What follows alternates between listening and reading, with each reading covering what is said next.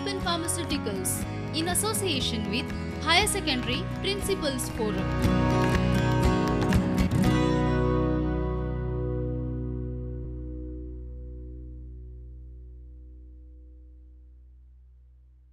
Okay, dear students, we are going to talk something about now the most important chapter which we require in our day-to-day life. That is nothing but we can say mineral and energy resources. Now in the earlier part, in the first we can say part, we had already discussed in detail about how we can say minerals are classified, how we have to distribute the minerals, everything we had done about the world. But in this particular chapter, we have to give more concentration on whatever the mineral deposits notice in the country like India. Now coming back to the mineral resources, and we can say we are talking about the energy resources, both the things are very important. And if any country or any region, if they have significant resources of the mineral, the country can dictate the world. You take example about we can say Saudi Arabia, you take example about Iran, you take example about Iraq, they are controlling the world. Why these people are controlling the world? Because they have mineral resources with them, and that mineral resources are trying to play the important role in order to bring the changes about the entire economy of the world. Now coming back to the mineral resources in India, and if you just study about the world and compare that with the India, you will come to know that India is one of the country in the world where our all resources are available. And these resources are trying to play the major role in increasing the economy. Only because of political instabilities and all those things, we are facing the difficulties. Otherwise, India is one of the leading in the field of mineral sectors in the different part of the world.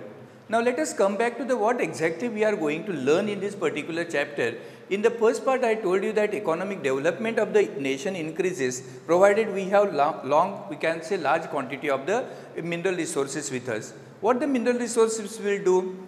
They will increase the foreign exchange, they will give the job, not only in the case of the mining activities, but related to the mining you are getting number of jobs. And that's why the mineral resources are considered to be very important in nature. Let us come back to the next important part. What are the divisions of the minerals? We divide the minerals into two types. One is we can say metallic and non-metallic. You may be the student of the science, you may be knowing what is the difference between the metals and non-metals.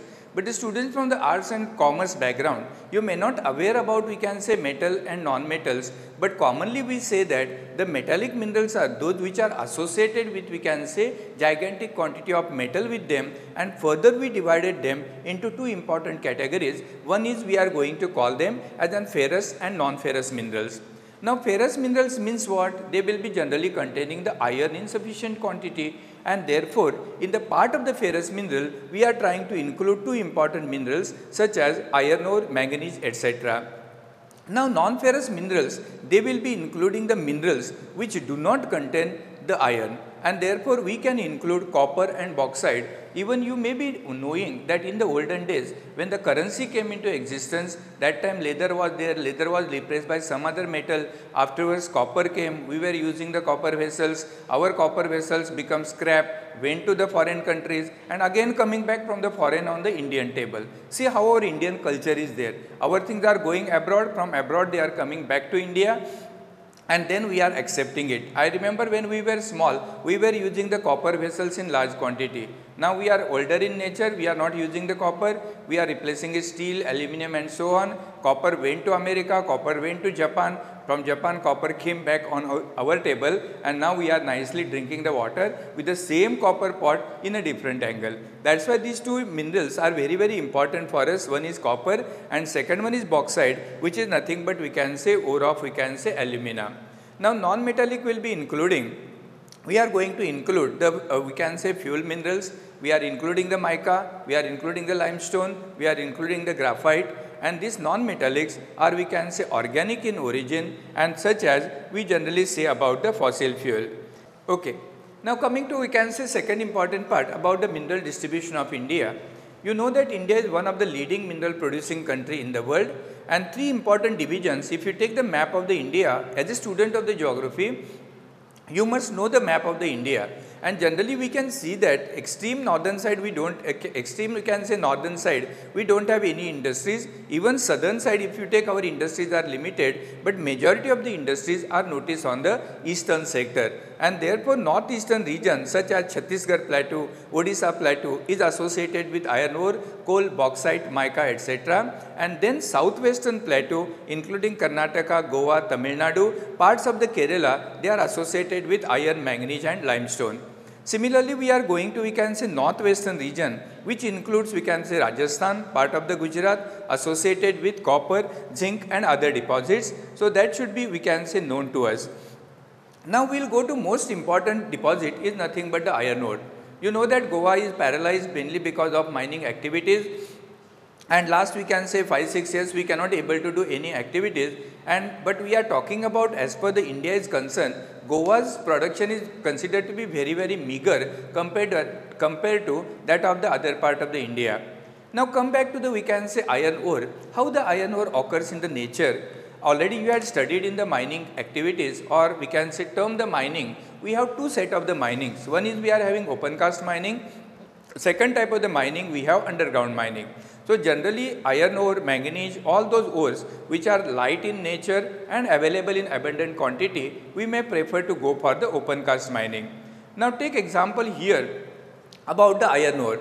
Now iron ore is noticed in different forms. Out of that, most important form will be magnetite and hematite, and out of this total production of India, 95% of the production comes from, we can say, Orissa, Jharkhand, Chhattisgarh, Goa, Andhra Pradesh and Tamil Nadu. But majority of our iron ore is noticed in the form of the hematite. Magnetite is very limited. Those who had gone to Karnataka, you might have seen a beautiful mines are there where the hematite is extracted on a larger scale with the help of mechanized activities. Now coming back to, we can say, the important places in Orissa you will be having, I will be showing the map to you in the due course on the next slide. At that time we will be coming across all the places, that is important places such in Orissa like Sundargarh areas, Mayurbhanj region. In Jharkhand we have maximum oldest mines are there. In Karnataka you may be knowing very close by to our state, Sondur is there, Ballari is there, Hospet is there. Baba Budan is very much famous because from Baba Budan we are supplying the iron ore to Mangalore areas by the pipeline, and from that area it will go to different part of the world. And then we are having the Kudremukh region, we are having Chitradurga areas, we are having Tumkur district. Maharashtra deposits are quite limited or very small in nature, like Chandrapur areas, Ratnagiri, very small deposits are noticed, and even we can say in the part of the other sector. And then we have to come across the Goan deposits which are quite small in nature. Now coming back to the, we can say, mapping sector about this iron ore, just I will come across here. If you just observe this particular area, you will come to know that, see this particular patch, we are coming across the northeastern side. So this particular patch iron ore is abundant. Here also we can see in the part of the Madhya Pradesh, then part of the Maharashtra border regions are there. Here you can see the portion of the Karnataka and Goa. But rest of the region like Kashmir, from all these areas, we don't have any association of the especially iron ore, and therefore these iron ores are concentrated in this particular area. As a result of that, one can able to see large number of, we can say, industries are developed in that particular region.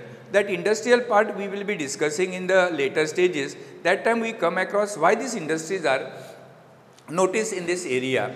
Now coming back to second and most important point, we were talking about the manganese deposits. Now let us come back to the manganese deposits. Now manganese is one of the essential for all the industries. You may be knowing whatever the Goa deposits are there, they are quite meager in nature, and therefore Goa we are using manual method to extract, we can say, manganese. But if you go to Karnataka, you go to Orissa, you can go to Chhattisgarh region and other part of the country, one can able to see the manganese is mined with the help of scientific, or we can say with the help of the mechanized method. Now generally it is essential for, I told you about iron and steel industries, and I told you about the state like Odisha, Karnataka, Maharashtra. Then Odishan deposits are noticed in Bonai, Sundargarh, we can say Gangapur areas, Korpat region. In Karnataka we have Ballari, then Belgaum region, Chitradurga areas, Tumkur, North Kannada district. But generally if you see the Ballari and Chitradurga and Tumkur, these are the main places where, or these are the main districts where one can able to get huge quantity of the deposits as per the manganese is concerned. Now Maharashtrian deposits are also patch type like Nagpur areas, Bhandara district, Ratnagiri, which is very close by to that of the Goa. But we don't see that much deposits which are mined in a mechanized manner, but they will be mined on a smaller scale. Besides these manganese deposits, are noticed in the other parts of the India, but whatever, even if you take about example like Goa, Goan deposits are quite smaller in nature, and therefore when you are learning about this particular point, you have to remember that both these deposits purposely are not, we can say, concentrated map for the manganese deposits, because deposits are quite smaller in nature compared to that of the iron ore deposits.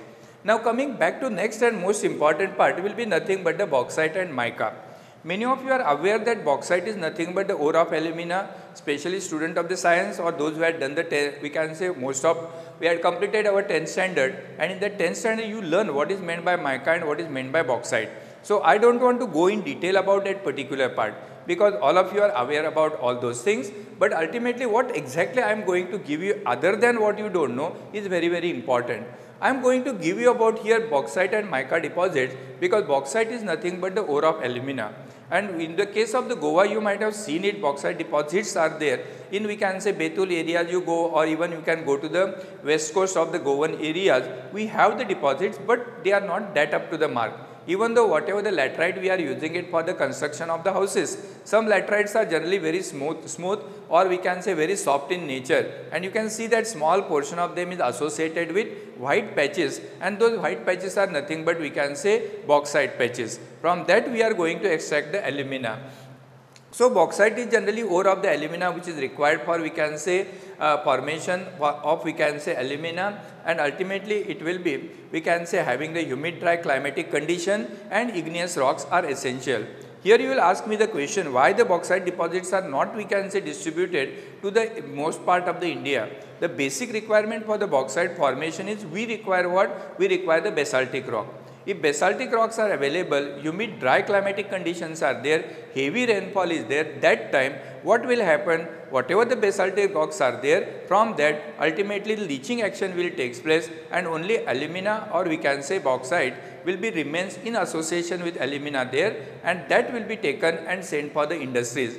Then which are the areas? And therefore we say that generally we can say in notice in the, we can say, plateaus as well as we can say plateau and hilly coastal part of the peninsular part of the India. Orissa is, you can take example, Maharashtra, you can take Madhya Pradesh, Gujarat are the main states from which the production is coming for this particular part. Now generally we can say where the Orissa, what are the places? Generally we are having the, we can say, Kalhandi, we are having Sambalpur, we are having Korpat. These are the main areas which are contributing almost 90% of, we can say, bauxite deposits here. And then Jamnagar, Bhavnagar are the localities in Gujarat, Amarkantak Plateau nearby, we can say Jabalpur, then Balghat region. Maharashtra we have Ratnagiri, Satara, Pune, Kolhapur, because whatever the Kolhapur and this one we can say Kolhapur district we are having the deposits, especially Chandgarh and all those areas where only alumina, we can say, industry is located in Belgaum, that is Indian Aluminium Company, which is taking maximum, we can say, bauxite from, we can say, the mine which is noticed very close by to the Kolhapur area, that is in Chandgarh district. Pune we don't have that much deposits, but deposits are small in nature. Ratnagiri along the coastal part, that is in the Sindhudurg district. Then you can take example about, we can say, Sindhudurg, then Savantwadi if you are going, Malwan areas you are going. If you come across coastal part, we get the deposits of that one. Satara also the plateau areas, we have gigantic deposits of, we can say, the bauxite. Now next one and most important part will be nothing but, we can say, mica. And mica, most of you might have seen it. The person who is doing the welding and so on, he will be sitting with one, we can say, goggle, or having one, we can say, plate in the hand. That is, plate is nothing but mainly made up of mica. And this mica will be noticed in the form of the layer type of the structure, and mica commonly used in electrical, electronic appliances, and many of the industries they are using it in large quantity. And if you take the deposit and distribution of our country is concerned, India is one of the leading exporter of the mica in the world market. And that is very, very important for us. And the largest deposits are noticed in the states of Jharkhand. Mica belt is having the length in the Jharkhand itself is around 150 kilometers, you can imagine, and the width is almost, we can say, 22 kilometers. Now the production of good quality of the mica also come from Nellore district in Andhra Pradesh, and mica deposit is in Rajasthan. This will be having the larger length, around 320 kilometer length of the, we can say, mica deposits are there, and they are noticed. Those who had gone to Jaipur and Bhilwara region, you might have enjoyed these mica deposits. They will be, we can say, extracted from this area, and Rajasthan is one of the leading exporter of mica in the world market. and small deposits are also noticed, we can see in the other part of the Indian continent, but production will be quite limited in nature. Now in this particular graph, this particular map, you are going to get where we can say these deposits are occurring. That is, I had included here copper and bauxite. Mica I had not included much more, because mica deposits you can see in the part of this Gujarat areas. Then one can able to see in the portion of the Rajasthan region here. This particular area, Jaipur and Bhilwara region, you can able to get it. Even if you go to Kerala and Karnataka also, we have small mica deposits are there, and these are the areas where one can able to see the copper deposits, because copper is also considered to be one of the important mineral which we require as a metal in the particular activities. Now coming back to come back to the copper. Now many of you are aware that in the olden days copper was used as a metal for the purpose of coinage. Afterwards it has been replaced by, we can say, we came to alumina, we came to steel, now we can say cashless things, now online tradition, so many things are there. Now paper money, instead of paper money we are coming across, we can say electronic media become the money for you. All these things are coming in the marketing areas, but copper had not lost its importance. Remember that copper had gone from India to the other part of the world, came back to the India. Because earlier days when we were small, we used to remove the water from the well with the help of copper, we can say, vessels, and we used to keep the water in the, we can say, house, and we used to drink, we were healthy. Now in between it had changes has been taken place, copper has gone to alumina, alumina had come from the other place to India, Indian copper vessels went to America, went to Japan. See how the earth is round because of that. From Japan it came to China, and China had made the beautiful pots, same pots are coming on our table. See where we are going back to the same nature only we are coming in a modernized form. We were using, even in the olden days, we were using the mud pot to prepare our food, and now if you start preparing the food in mud pot, people will laugh at you, you are poor or what. But now it had gone to all the countries, came back, and in the 5-star hotel, same rice, it is coated, or we can say same mud pot covered with, we can say, golden color, we are paying 500 to 600 rupees. See, the things are happening in the same manner. Therefore, Indian copper deposits got good value in the world market, and we are having, we can say, used in large scale in the different sectors, like we are using in jewelry, making utensils, electrical appliances, and main deposits are noticed, we can say, Singhbhum in Jharkhand areas, Balghat in Madhya Pradesh, Alwar district in Rajasthan, and deposits are also noticed in the state like, we can say, Karnataka, Tamil Nadu, as well as we can say Andhra Pradesh. Now the most important part for us is nothing but the energy resources. Now why we need the energy? Every industry want the energy. You take example, now we are doing the shooting, we are doing so many things, we require the energy. Energy may be in any form, but ultimately we want energy. And therefore, in the olden days, the country like India, we were not that much developed in the industrial sector, mainly because the sources of the energies were not available or not made available by the Britishers. You take example about cotton textile industry, we are going to study that one in the next chapter. Britishers had told us cotton textile industry is not suitable in India at all, and therefore they had fooled our ancestors. And what our ancestors used to do, we used to send our cotton to, raw cotton to UK, and from UK we used to get the finished product. Then afterwards the development has been taken place. Similarly, when we are talking about the energy resources, we are including coal, petroleum and natural gas, and all these resources are non-renewable. That's why every now and then people are talking about conservation of the resources. What is exactly means by the conservation of resources? Means proper utilization, not proper saving, but proper utilization of resources. Now you can see that the country like China, they have taken the ore from the different part of the world. They kept the stock with them, and they are planning to rule the entire world. That's why the conservation is very, very important in the part of, we can say, storage and utilization of energy. Now coming back to in this particular part, coal is required to all the industries, and coal is noticed in 4 different forms.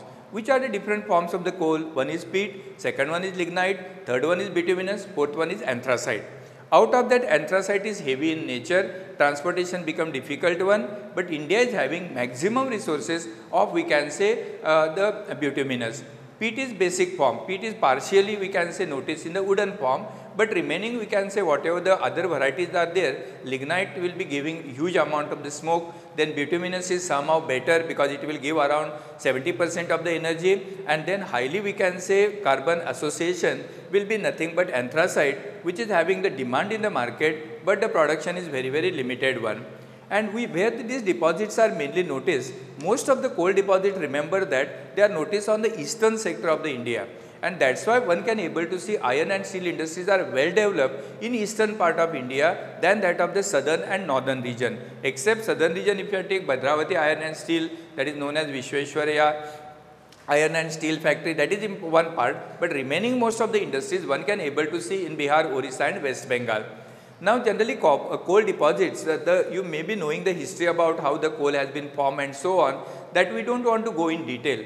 But whatever the coal deposits are noticed, Jharkhand is in the Bengal is having, we can say Jharkhand, then we can say Bengal coalfields, they are important, then Jharia, Raniganj are the other localities. Then one can able to see Godavari basin, Son basin, Mahanadi river. Most of these river basins are associated with the coal. And then we are going to next important part. After knowing the coal, beside that Jharia is also there. All these others are not included here because it will be taking, we can say, lot of time to you. But only when you refer the map of India, just go to the eastern part of the India, especially Bihar, West Bengal, Jharkhand and all those sectors, one can able to see gigantic coal mines are there. And most of the coal mines are generally, we can say, most of the coal is generally noticed in the form of the bituminous type. Now coming back to here, we can say crude oil. Now after that particularly coal, we are giving more importance to crude oil. Now you know that India is one of the leading importer of the crude in the world market. That's why earlier days you might have seen that we had reached up to a level of 100 rupees per liter in the petroleum sector. Why? Because we are depending on the other regions. And that's why now every country is trying to improve themselves in the field of, we can say, deposition. And especially coal deposits generally, we can say the crude oil is generally obtained at a greater depth and it is always associated with, we can say, sedimentary rock unit.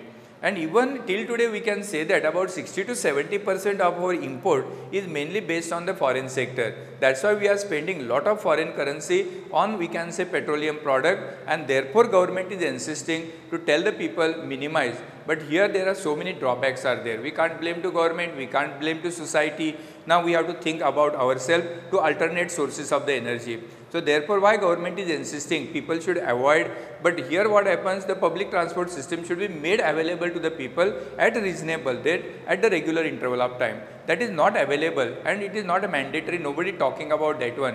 What rich people feel that I am spending petrol from my pocket, why somebody should bother?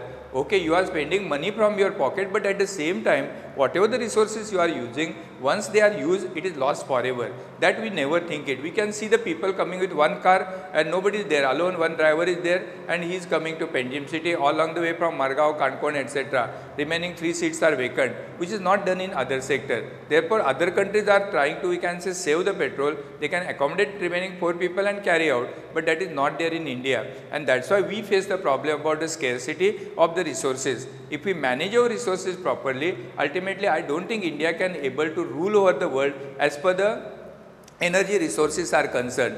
And generally from the crude oil, whatever we are getting it from the well, that should be undergo the distillation, and that distillation will be giving you the number of byproducts. Which are the byproducts of them? One is the diesel, one is petrol, then gasoline, then tar, then we are using your Vaseline. So many things are produced by using, we can say, the destructive distillation of the crude oil. And now India is importing huge quantity of the crude oil from Saudi Arabia, Iran, Iraq, etc. That's why the new pipeline they are putting it from, we can say, Iran, Iraq sector via Pakistan to India, and India want to supply the water to them. On the contrary ground, we are going to get, we can say, the crude oil from those countries.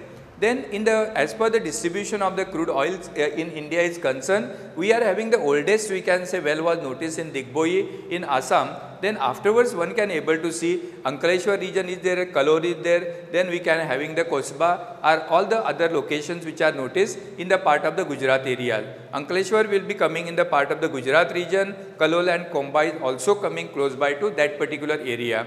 Now after that one, after we can say around 1980 and so on, one can able to see the Bombay High is one of the major, we can say, a Bombay High, which is located at a distance of 160 kilometers off the Mumbai coast, is one of the leading, we can say, oil and gas producing region. And that's why the Bombay High got more importance. Many of you might have seen that sometimes the Bombay High catches the fire and so on. But till today we are not managing the resources from Bombay High properly, and ultimately Bombay High is considered to be one of the leading, we can say, producer of the oil and gas to our country.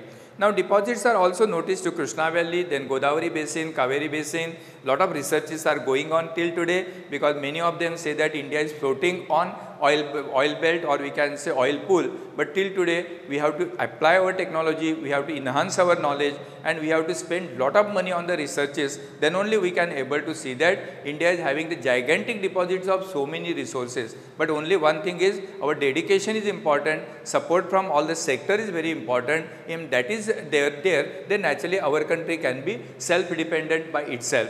Now coming to, we can say, natural gas deposits, they are also noticed, we can say, different part of the India, but generally we can say, as per the natural gas is concerned, we are importing huge quantity from the other part of the world. Coming back to, we can say, another important point about the non-conventional energy resources. And in the case of the non-conventional energy resources, we are going to give the importance for nuclear power, solar power, wind power, tidal wave power, geothermal power, bioenergy. Now here you will ask me, I had not given many points to you, because I don't like that PowerPoint become a stereotype, because it is like a stereo. Tomorrow you will say that what the sir had came, he gave but something he gave, he shown it on the TV, that I can also see. Therefore I had not given many more informations to you, because most of the things you are aware. From the 10th onwards you are learning all the things. Out of that, this nuclear power is one of the most important sector in our country, but till today our presentation from various sectors is not up to the mark, and that's why the people are objecting Kaiga project, people are we can say not ready to accept the new projects which are coming up based on the nuclear power. But you have to remember that in the future we have to depend totally on the nuclear power. Why we have to depend totally on the nuclear power? Because day by day coal, petroleum, natural gas, those resources are decreasing, and when they are decreasing, we have to go alternate energy. Like I prefer more on solar energy than that of the wind, tidal and geothermal power, because you see that the state like Goa, why Goa cannot use the solar power in large scale? We are wasting maximum solar power. See the state like Goa, almost 12 months we are having good solar energy. Why not we can't convert ourselves? Only initial stage our investment is more. But if you do it, say big campuses are there, school campuses are there, government buildings are there, they can convert into solar energy. So Goa can be self-dependent by solar, and Goa, whatever energy they get from the other state, they can sell it outright, and Goa's economy can run. And that's why, along with the nuclear power station establishment is very expensive. That is very important. Lot of care has to be taken. Nuclear power and nuclear reactor, lot of difference is there. Till today people are not aware about that one. Nuclear reactor is totally different, and nuclear power stations are different, because in the nuclear power station they are using radioactive minerals such as uranium, thorium, etc. and even 1 ounce of uranium is giving the energy equivalent to 10,000 tons of, we can say, coal. If you burn 10,000 tons of the coal, whatever the energy we are going to get, same energy you can get even you are using, we can say, 1 ounce of the uranium. So these uraniums are very important for us, because this uranium radiations will be taken place, water get heated, water get converted into steam, steam is brought in contact with the turbines, turbines start rotating, turbine generate the power, and then again the steam cool down and discharge back to the river, so that there is no problem at all as per the nuclear power is concerned. People should support the government activities and see that how best we can utilize our resources. That is very important to us. Then these, we can say, uranium deposits are noticed in, we can say, Singhbhum copper belt, then Udaipur and Alwar in the Rajasthan areas, we have, we can say, good deposits of uranium. But if you see overall scenario in the India, we have to depend uranium from the other part of the world. Our production is quite limited in nature, but we are getting, we can say, uranium and thorium from other part of the, we can say, world. Now coming back to solar energy, on that solar energy I had not given many points to you, because all of you are experienced in that, we can say, experience in that particular part, because solar energy available at free of cost and everywhere. That is very important. Nobody will come by the end of the month and you will say that I am coming from the sun and you pay me this much. It is not like that. but only initial investment is large, it will not create any pollution or nothing will be created to you. That is also very, very important when you are discussing about the solar energy. Free of cost, pollution free, available everywhere, available almost we can say most of the season, and that's why it is considered to be eco-friendly, and people should go ahead with that one about the solar power. Then similarly bioenergy. Bioenergy is used only in the rural sector. In the rural part of the area where the gas is not available, people prefer to go for the bioenergy. Now why bioenergy is important? Because whatever the waste is there at your home or domestic waste is there, even animal waste is there, that can be put to the biogas plant. You get the gas, gas can convert into electrical energy, same gas can be used for cooking purpose, and then you whatever the waste obtained after the biogas plant, it is a good fertilizer for we can say agriculture activity. That's why this bioenergy is also capturing very good market in the internal part of the India. These tidal and geothermal energies are generally we can say not that much economical in nature, because tidal waves it depends on the tide, then we have to do lot of efforts. Instead of that one, I feel the country like India, if you concentrate more on we can say the solar energy, I think India can be self-dependent in that particular part. That will be also telling you about how we can say the things are happening in the country like India. Now coming back to even there are so many other sources of the powers are there. We will not go in detail about that one because we have to concentrate only on the basic requirement which is basically necessary as per our study is concerned. Then in that last and most important part is about the conservation of the resources. Now many times what happens, many people are not aware about what is exactly conservation of the resources. So you have to remember that conservation means proper utilization of resources. That is very, very important. And if you use our resources in a systematic way, then naturally we can say that we don't have to depend on any other countries in the world for the purpose of the power. Now conservation means proper utilization. Remember, this is very, very serious part. Many of us we are not knowing. Many of us will say that conservation means preservation. Suppose if I make coal big deposit in front of my house, if I am not using the coal deposit, what is the use of that coal deposit to me? So coal deposit also should be used in a systematic manner, or wherever coal deposits are not required, if I get electricity by any other means, I can use that energy. Why I should depend on coal deposits there? Because it is a non-renewable resource, and therefore generally we can say conservation of resources means proper utilization of resources. The basic requirement for conservation of resources is saving for future generation. Why we should save the resources? Today you see the condition, whatever plants you can see around the Penjim city or in different part of the Goa, the credit goes to our ancestors. They planted, they never thought that I am going to get something from this plant. But they had spent their lot of energy, they planted the tree, we are enjoying. Now what we are doing, we are destroying what they are planted. And what our next generation will ask the question, what you kept to us, we will give the answer, we had made nice bridges, we had made tar roads, you enjoy on that one. Ultimately they will ask the question to us, where the wild animals, everything, day by day they are decreasing. And therefore it is our duty to see that we should conserve the resources for the future generation. Otherwise whatever the reptiles and all those things we are seeing, in the future we have to tell the next generation that when I was small, that time such type of the snake was there. Therefore many times when we tell in the class, I tell the student better take the selfie with the snake and so on. So you can tell your grandchildren that when I was small, that time such type of the creature was there in the nature. So don't do that way, try to see that in how best manner I can save the, we can say environment, and in how best way I can utilize my resources. Don't think that selfishness, because when you see something we want to destroy, but ultimately you have to see in the nature how the different animals are doing their activities. I will give very simple example to you before coming to last part here, that you just observe it about we can say a monkey or any animal, or we can say any bird. When it goes move from one plant to other plant, he try to we can say take the we can say fruit, and when we get angry, why this we can say birds are eating the fruits and destroying us. See, bird is touching the fruit, he don't eat entire thing. If I would have climbed the fruit, I got mango, I would have eaten entire thing. I would not have thought about my next generation. But what these monkeys or this one they will do, they eat partially and throw it down. And when they are throwing it down, there are so many others are there who try to destroy them into smaller units, and everybody will be happy with that particular we can say resources. And that's why it is our duty to save and conserve our resources in a systematic manner. and majority of the resources are non-renewable. As a result, once they are utilized, it is lost forever. In such cases, some other resources must be used. For example, wood can be replaced by aluminium, or even so many iron ore can be replaced by some other thing. Like that, if you try to follow, we can say certain things. Ultimately, I feel that we can utilize our resources in a systematic manner.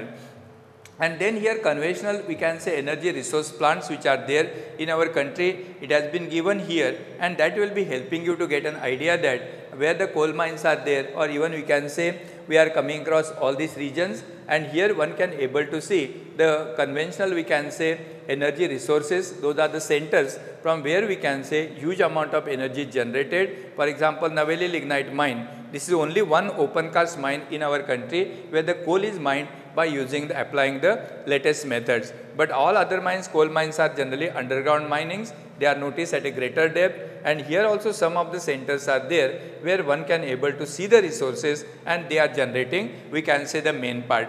And that will be giving you, we can say, some of the ideas regarding, we can say, how these, we can say, mineral resources are playing the important role. Therefore, in my 7th chapter, we are covering, we can say, all the concept in detail, and how we can say things are happening. That is also considered to be, we can say, prior basis. And in the earlier part, whatever try to remember from the exam point of view, don't study exam point of view, because you are going to appear for many competitive exam. And if you want to appear for many competitive exam, your knowledge of India is very, very important. Try to remember map of the India. This map of the India, if it is in front of the eyes, your 50% geography get over. Why? Because you know which are the where what type of the deposits are there, which rocks are units are noticed in which area. For example, if you study about the rock, these are the entire Himalayan ranges. Then you can see in the central one, this particular portion, we have Rajasthan desert. Here we are having triangular, we can say, we have Deccan basalt. Then we are having the east coast and west coast region. If you remember this particular map, definitely all the deposits become easy for you to remember, because gold deposits are noticed in, we can say, in the part of the Karnataka itself. No other place we have that much deposits are there. If you talk about the silver and other things, they have also limited deposits. Copper is noticed in some part of the Karnataka. Then you can go to these particular states. They are very important in almost all the energy resources. Try to remember that particular point. Try to remember what are the basic requirements for the formation, and then try to remember what are the uses of different minerals for the economy of the nation. And that will be giving you the idea in detail about what is meant by, we can say, mineral and energy resources. So that will be giving you the entire picture about this particular lesson. They may ask you the question in the exam in a simple manner. For example, we can say draw the outline map of the India and locate the places where the iron ore is available. Or they may ask you, we can say, write in detail about the iron ore deposits in India, mica deposits in India, bauxite deposits in India, or what is the difference between the solar power, wind power, and so on. And you may be aware about wind power, many of you know it. Goa is not suitable because wind power always depends upon the velocity of the wind, and it will be considered to be also seasonal in nature. So that will be giving you the entire idea about the mineral and energy resources to you.